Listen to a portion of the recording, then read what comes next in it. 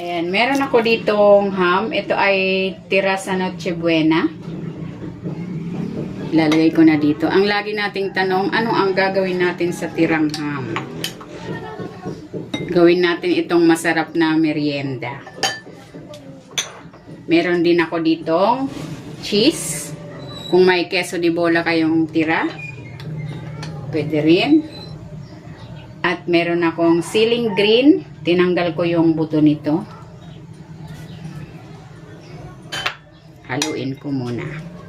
Kung hindi ka pa nakapag-subscribe sa aking channel, please subscribe at i-click mo na rin ang notification bell para lagi kang updated sa aking latest recipes.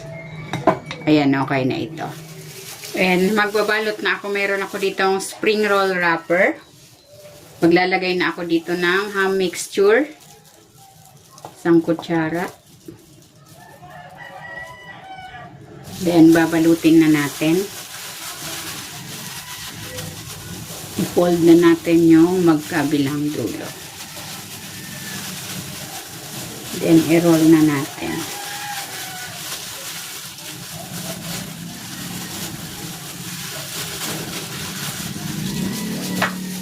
Meron ako ditong harinang tinunaw sa tubig, pandikit. Ayan.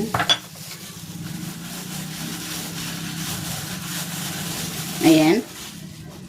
Ganyan lang. Uulitin ko lang ang proseso sa natitira pa nating ham mixture. Ayan. Nagpainit na ako ng mantika. Magpiprito na ako.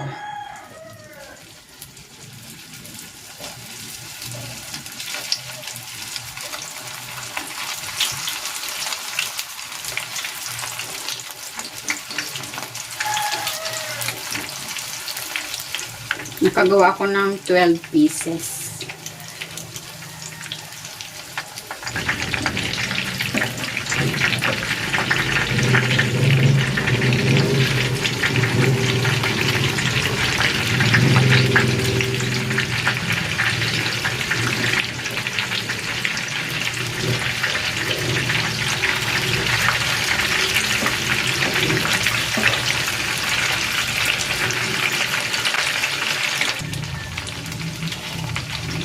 Okay na ito, hanguin ko na.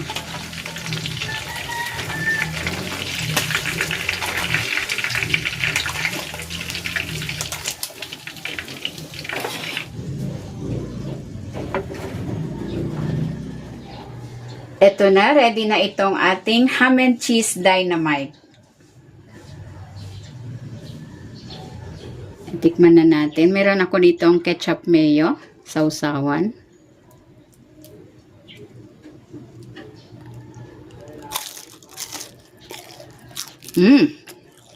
Manamis-namis, may kunting alat at may kick ng kunting anghang. Sarap.